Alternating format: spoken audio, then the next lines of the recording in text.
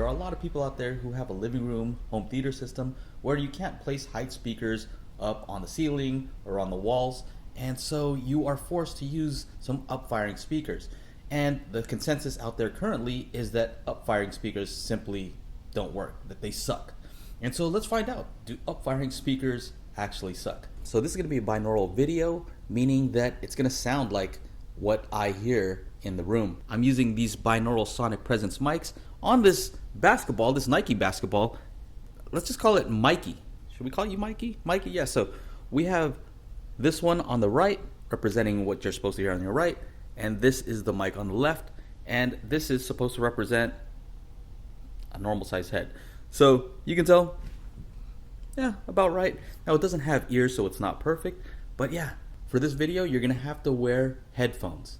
Not speakers, not laptop speakers, not anything. It has to be headphones, and it just simply will not work if you're not using headphones. So this here, Mikey, this is you. This is you right now. This is like Tom Hanks in that one movie, Wilson. This is Mikey right here. Mikey.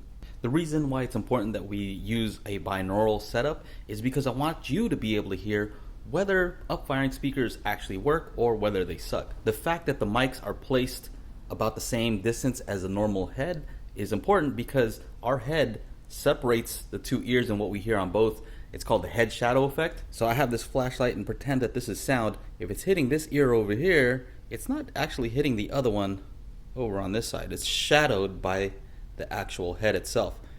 Sometimes if you get it far enough, you can have it so it hits both ears, but that's what causes the difference and why you can hear when something's over here versus when it's over here. So again, make sure to use some decent headphones. I like these AKG K371s because they're inexpensive. I think I got them for about 99 bucks. They might be a little bit more now, but these work really well and they follow the Harman target curve, which is good for headphones if you want an accurate playback. I'm just going to talk to Mikey here. So as you can tell, I've adhered this to the ball using Blu-tack. This is audiophile's best friend, Mikey. Okay? For speaker stands, it's audiophiles need this. So we're going to be taking a look at these Pioneer speakers here. These are some old upfiring speakers from Andrew Jones. And yeah, they were actually sent to me by Reverend Slim. Thank you, Reverend Slim. And yeah, he sent me 4 of them. Otherwise, I would never have thought to try them because for all I heard, these are just useless. You know, I've heard upfiring is just not anything. It's horrible. I've heard them referred to as bouncy house speakers. This is just a rumor, okay? I don't know. I know nothing. It's just a rumor. A rumor is a rumor, okay? But here's what I heard, okay? Let me tell you. So supposedly there was this popular website, review site, where, you know, they really wanted Dolby Atmos to, I guess, advertise with them when they first came out, but Dolby wasn't interested, and so after that they were a little bit upset and they just went on this kind of tirade talking about bouncy house upfiring speakers. So I don't know how much truth there is to that. So I'll be honest, I have no idea whether that's true or not. It's just something that I heard, and yeah, hopefully it's not true. We're gonna find out right now. So listen up, this is important. I have you here sitting where I normally sit here, and I'm gonna go ahead and just kind of walk around so you can hear just the basic acoustics of the room. That's important before we get started because you're gonna have to understand what this room sounds like. Alright, so here I am. I'm sitting pretty close. I'm about arm's length away from you, and let me just go ahead and back up here, and you can kind of hear how the room is changing sound, how reverberant it is. Untreated, right? Hard surfaces, and this is not an ideal situation because, you know, I don't have room treatment up here. You can hear just an average living room, and so I have just carpet here, but here are the speakers. You can hear how it sounds when I go off here into the corner. Maybe it changes the sound a little bit as it should, and then if I walk over here, kind of where the other speaker is, you can hear how the sound changes, and I'll walk over here. This is where I have my surround. And over here, I have my other surround. Okay, so I had to turn around here, and this is the back, right? So I have rear surrounds, definitely not in the best possible place, and I have a kitchen over here, so it's an open space. And these have the upfiring speakers as well. Later on, we will take a look in my studio setup, which is more ideal, as well as my theater setup, a little bit more ideal, not perfect either, but you know, again, we're gonna do the best we can with what we have. So let's take a closer look at some of the components here. This is where I normally sit, not perfectly on center. Actually, I should be sitting right here, but I really can't. Anyway, let's walk around and see what we have. So for the main speakers, I have these Encore T6s, which are inexpensive and I think they sound awesome. These are the upfiring speakers we're going to test, the Pioneers. These were designed by Andrew Jones, and that's important. We'll talk about that later on. Down here we have the Monolith THX 8-inch subwoofer. We have the Monolith, what is this? I think this is the Audition C5 center. We have these Arendal 1723 Bookshelf S speakers that I'm testing out. These are not connected right now. And then, of course, the other side there. Here is my surround on the left. This is a Monolith THX compact satellite speaker. These are really awesome and inexpensive. Over here, we have the other one. Here's the right surround, and I've had to route the wiring all the way over there. I think I did a pretty good job. And walking around to the back, a closer look, I'm using the old Pioneer BS22 LRs just because they match perfectly with the upfiring speaker. So I have one over here and one over here. Now, if you look, one thing to note is that I'm slightly off center, typically. That's not ideal. The surround speakers, because of where I had to put that one, is not really in line. It's a little bit forward of where it should be, so I have them pointed back slightly. So if I look from where I'm sitting, they should actually be behind me slightly. And then the rear surrounds, a little bit too far back, well, significantly too far back. And also, as you can tell, this one is a little too close, but that's where I could put it. So just to give you an idea, there's the right rear surround, and if I turn around, look at, I'm here. It should be over here. If I turn around, yeah, I can't really do that. Compromises. So now I'm gonna go ahead and take these mics off of here and put them on my head. All right, so I have the mics on my head now, which is more ideal because I do have actual ears.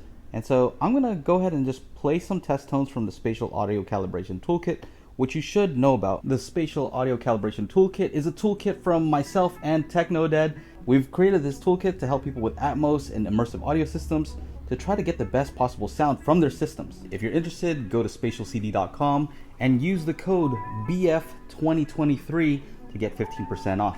Yo, I'm gonna let you finish making that purchase, but the sale's over, bro. It's Monday. But we will extend the sale for one more day, so click shop now and use the code CYBER15.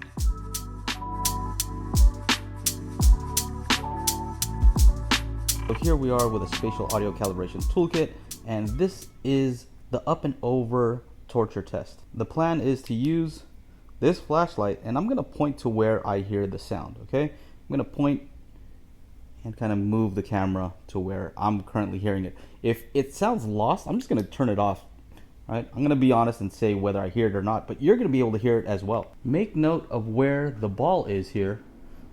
I'll just give you an example so you can see where it's supposed to be according to the Dolby Atmos renderer. By the way, that is Technodad's voice on this track. Also, I apologize if you hear air conditioning, because, yeah, that's how it is. Here I am. So here's something that we found interesting. Notice how the object is moving straight up. It's not moving up and towards you. So we figured that the actual placement should actually be above the speaker, not up and towards you. All right, so here we go. I'm going to close my eyes and just kind of point to where I think it sounds like. Moving around your room.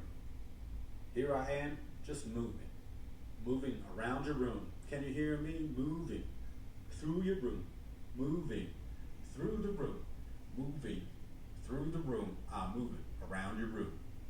Here I am, moving around your room. Here I am, just moving around your room. Can you hear me? Moving through your room, moving through the room, moving through the room. I'm moving around your room. Here I am, moving, moving, moving, moving around your room. Here I am, just moving, moving around your room. Can you hear me? Moving through your room, moving through the room, moving through the room. I'm moving around your room. Here I am, moving, moving, moving, moving around your room. Here I am, just moving, moving around your room. Can you hear me? Moving through your room, moving through the room, moving through the room. I'm moving around your room. Here I am, moving, moving, moving, moving around your room. Here I am, just moving. Where are you at? Moving around your room. Can you hear me? Moving through your room, moving through the room, moving through the room. I'm moving around your room. Here I am, moving, moving, moving, moving around your room. Where'd you go? Here I am, just moving, moving around your room. Can you hear me? Moving through your room, moving through the room, moving through the room. I'm moving around your room. Around your room. It's hard. Here I am, just Where are you moving, at? moving around your room. Can you hear me? I really had my eyes closed, so Through your room, I don't know if I was pointing in the right moving directions, through the but room, yeah. moving. So based on what I heard just there, I definitely heard some height effects. Did you guys hear it? So I have a theory about why I think these particular ones work so well, and I can't speak for any other ones, but these have a 2 kilohertz dip, as you can see from this graph right here, and it's a pretty steep, very, very deep dip, narrow but deep, and it's right there at 2 kilohertz. The reason that's important because certain frequencies have different wavelengths. 2 kilohertz is about the wavelength between our ears, so that exact distance there is about 2 kilohertz, which means that's a particular tone that helps us easily locate sounds. The reason being, with 2 kilohertz, any movement of our head, you can easily tell like the tone starts to change, and we'll test that right now using a 2 kilohertz test tone. Right, so here's the test tone, and it's playing out of one of these speakers. Yep, is it that one? Can you guys tell? As I move, notice how the sound changes.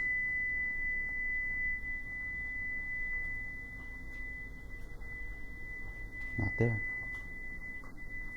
Nope. Where is it? Yup, it's you. So again, sitting here, just moving my head slightly.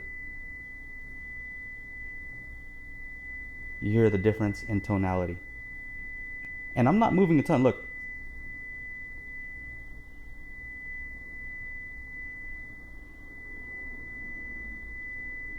Two kilohertz, very important. So my theory is the fact that he took out the 2 kilohertz from these particular speakers means that they're not easy to localize, and that's important because we don't want the sound to sound as if it's coming from the speaker here. We want it to sound as if it's coming from up there.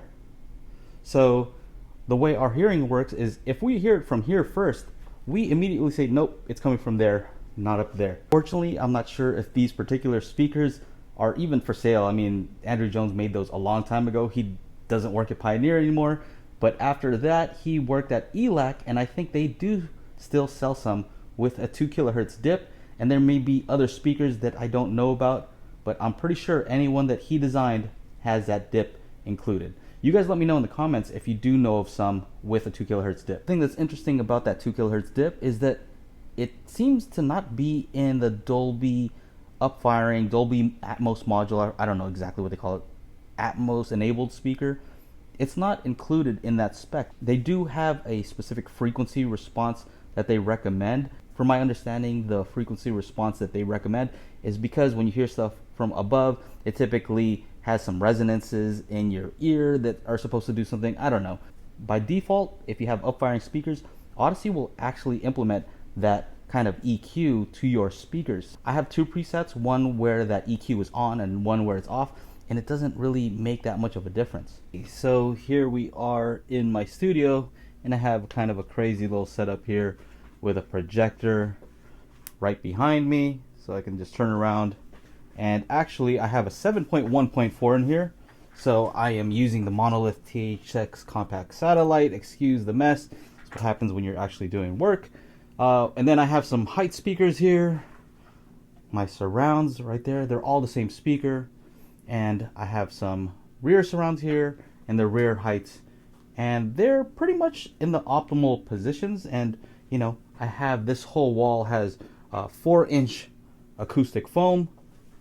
And so, yeah, sometimes I can just turn around here and kind of listen to some of the demos that we've made. So here in the studio, one thing I'm really proud of is I've found a way where I can actually spin the actual soundstage around 180 degrees, which is helpful because right now I'm facing this way. I have a center channel, left, right, you know, the height's up there. But I can spin around this way, watch here. The problem is I don't have a center, but it can create a phantom center using those. So the rears become left and right here. Very interesting setup. I can talk about that in a future video. Forgot to mention that the sub that I'm using here is also that Monolith THX 8-inch subwoofer. So I definitely expect the sound to be better here, simply because I have the speakers in more ideal places. I actually have height speakers, and just the room acoustics here are better. And it's a smaller room. Okay, let's see how it goes. Here I am, moving around your room. Here I am, just moving around your room. Can you hear me? Moving through your room, moving through the room, moving through the room. I'm moving around your room. Here I am, moving around your room. Here I am, just moving around your room. Can you hear me? Moving through your room, moving through the room, moving through the room. I'm moving around your room. Here I am, moving around your room. Here I am, just moving around your room. Can you hear me? Moving through your room, moving through the room, moving through the room. I'm moving around your room. Here I am, moving around your room.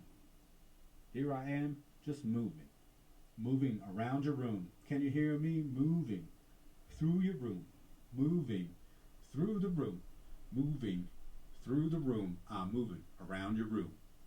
Here I am, moving around your room. Here I am, just moving around your room. Can you hear me? Moving through your room, moving through the room, moving through the room. I'm moving around your room. Here I am, moving around your room. Here I am, just moving around your room. Can you hear me? Moving through your room, moving through the room, moving through the room. I'm moving around your room. Here I am, moving around. I don't know if you heard what I heard, but the movement was a bit more precise. Although this is not completely calibrated for it to be turned this way. It's calibrated for the system that way. And but anyway, I think you can kind of get the idea that maybe you could get more precise imaging. But yeah, it still got lost when it was up towards the center. So that's what happened with the other one. So I don't know. What do you guys think? So now I am in my theater space here, and this is probably my best sounding system. And right now it's not perfectly calibrated because, as you can tell, it's a huge mess around here because I'm testing a bunch of speakers.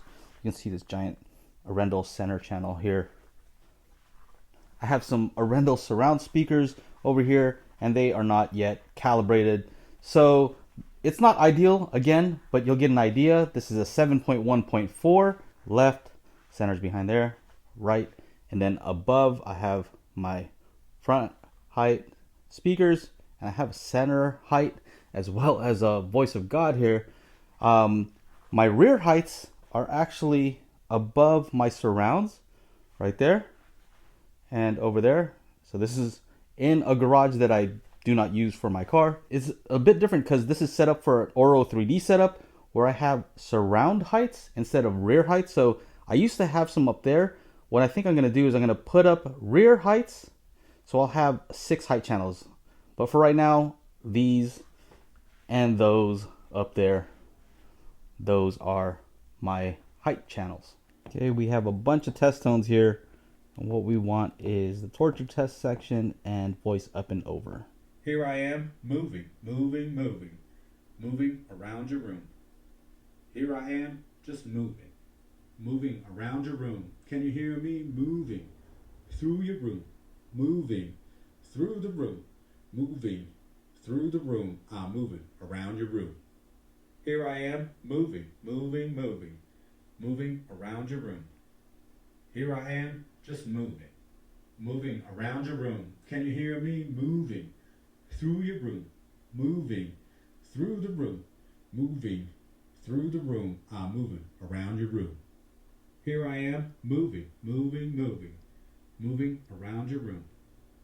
Here I am, just moving, moving around your room. Can you hear me? Moving through your room, moving through the room, moving through the room. I'm moving around your room.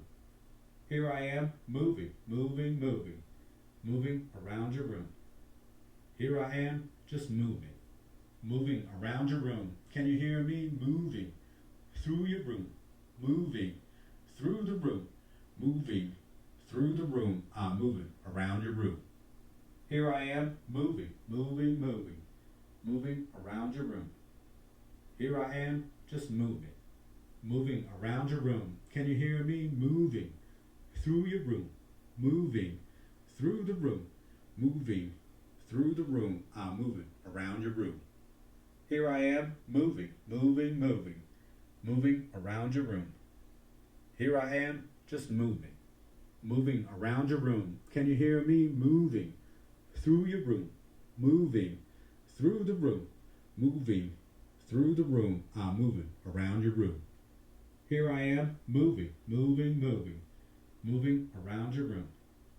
Here I am, just moving, moving around your room. Can you hear me? Moving through your room. So there you have it. You heard our test tones on 3 different systems. The one in my living room being the one with the Upfiring speakers.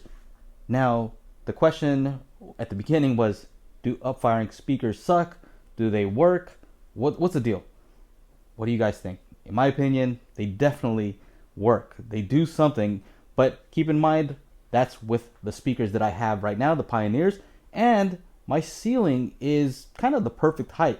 It is a 9-foot ceiling, and it is a flat surface. So from my understanding, if you have a vaulted ceiling, probably not going to work. If you have a ceiling that's very absorbent, like in an office with those ceiling tiles or some kind of maybe a non-flat surface, it might not be as ideal because it's going to really disperse the sound.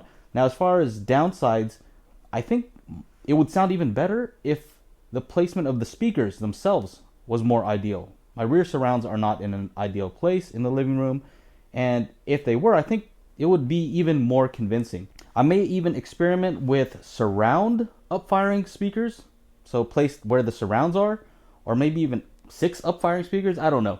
For me, in a living room situation, I think it's good enough to use, right? So don't worry about it. If that's all you can use, don't let people tell you that they're complete garbage. I don't think it's true. And maybe the rumor's true. I don't know. Check it out. I gave you ears. I gave you ears to occlude the sound coming from the back. Yeah, we can do better than this in the future, but Blu-tack, I'm telling you. Very important. Look, I'm behind you because you have ears. Over here, testing, testing, testing, testing, testing, testing, testing, testing, testing. If I go to the front, testing, testing, testing, testing, testing, testing, testing, testing, testing, testing. All right, so I'm gonna do a test to see how accurate it sounds because the sound is different in every room. Moving, moving, moving, moving around your room. Moving, moving, moving, moving around your room. Moving, moving, moving, moving around your room. Right, so this room is very reverberant, so sound is just different in here. So what happens if I move around the room? Let's see. Here I am just moving around the room. Here I am moving, moving, moving, moving around your room. Here I am moving, moving, moving, moving around your room. Here I am just moving. Moving around your room. Here I am, just moving. Moving around your room. Moving through the room. Moving through the room. I'm moving around your room. Moving through the room. I'm moving around your room. Here I am. Here I am. Moving. Moving. Moving. Okay. Moving around your room. Here I am, moving, moving, moving. Moving around your room. Here I am, just moving. Moving around your room. Can you hear me moving through the room? What? The whole idea is funny. Okay. Moving around your room. Can you hear me moving through your room? Can you hear me moving through your room? Moving through the room. Here I am, moving, moving, moving. Moving around your room. Moving around your room. Can you hear me moving through your room? Okay, what did I say? Through All your right, room. pause it. Moving. Hold- Here I am, moving, moving, moving. Moving around your room. Here I am, just moving. This is Moving around your room. proper Can you height hear me effects. Moving through your I'm room. a hype channel. Moving. Here I am, just moving. Moving around your room. Can you hear me moving? Through your room. Moving. Through the room. Moving. Through the room. I'm moving around your room. Through the room. Moving. Through the room. I'm moving around your room. Here I am, moving, moving, moving. Here I am, moving, moving, moving. Moving around your room. Moving through the room. Moving through the room. I'm moving around your room. Can you hear me moving through the room? Moving through your room. Moving through your room. I'm moving around your room. Yeah, that's it. That's it. We did it. Let me hear LFE.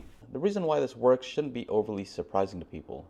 Here I've used a light and I've placed it at a similar angle to the upfiring speaker. I've tried to place it in the location of the upfiring speaker in my system. And you can see what the main issue is here is from the front, I see the light.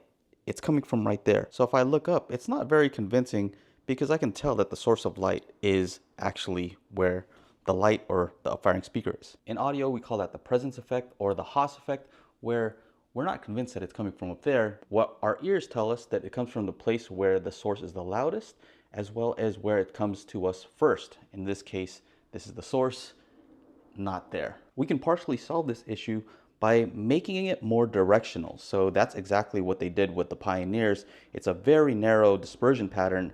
And so I'm gonna put this honeycomb grid here, which kind of focuses the light. So as you can tell now, it looks like the light is coming more from up there rather than there. But the other issue is I still see the light. I can still hear the sound in the case of the speaker. I can tell that it's still coming from there. So that's where these barn doors come in. This represents the 2 kilohertz dip that helps us not localize the speaker. And so I'll put that on. And what I'll try to do is kind of just block the certain light that would normally go directly towards you. It's not perfect because it's not perfectly blocked, but now the light or the sound seems like it's more coming from up there. Still, this is not a perfect representation because the dispersion pattern on this is still a little too wide. So let me show a flashlight to show this a little bit better. So here's this flashlight and it has a much narrower pattern, as you can tell here. So that's that light and this is the flashlight here. So of course I had to use some Blu-tack to angle the flashlight in a similar fashion to the upfiring speaker. And looking here, there is where the beam would be. So sitting here at my main listening position, that's about where the sound would hit for the upfiring speaker. Now notice it's not a direct point source, meaning that it's kind of a wide dispersion. So that's what it would sound like the speaker is the size of. Compared to having an actual speaker there, the dispersion would be quite small and so a bit more focused. The other thing to notice is that the upfiring speaker is firing above the main speaker. It's not supposed to sound like it's up here where Dolby has it on their spec. It's actually supposed to be above the main speaker because that's the angle, and that's caused by the actual angle of the speaker itself. Now to really drive the point home, I'm going to put something in front of it to block the sound or light that would normally get to us with this pillow. And so if this were sound, where would you think it's coming from initially? Seems like it's coming from up there. Not there. That's exactly how upfiring speakers work. So if you have vaulted ceilings, the problem is that the dispersion starts to get too wide. Compare the size of the circle with a ceiling that is about 9 feet to one that's approximately double that height. You can see that the circle is huge, and because of the shape, it is deformed. Another thing with the upfiring speaker is if this is seemingly the source, what is it like to be at the main listening position? So this is the only light on, and if I look over here, notice that the light is real soft and dispersed. If I were to stand up here near the ceiling and using the same flashlight, if I point it downwards, you can tell that the sound is going to be more directional. That's where you get more focus and discrete sounds when you're using an actual height speaker. Some people are surprised that you can actually bounce sound off of a wall, but using light as an example, this light that you see here is actually not directly at me. It's bouncing off of this wall behind me. There's the light. And this is where I am relative to the light. It's all coming from this bounced light. So of course, depending on the surface you're reflecting off of and how close you are, you may get more reflection. Right now I'm getting a ton because right now I'm bouncing it off the mirror in my bathroom. And here the camera has to do a lot more work because it's getting much less light, even though the light is the same distance from the wall, except it's bouncing off of this black surface here and it's kind of scattering the light. So I'm getting much less light. That's the reason why upfiring speakers don't always work depending on the texture, how absorbent the ceiling is, or how high the ceiling is. Here's another example where it's having a tough time reflecting because I'm reflecting off of these black foam panels. So I hope that helped you understand how upfiring speakers work, why they work. If you're interested in more videos where I use light to describe how sound works, take a look at these two videos up here.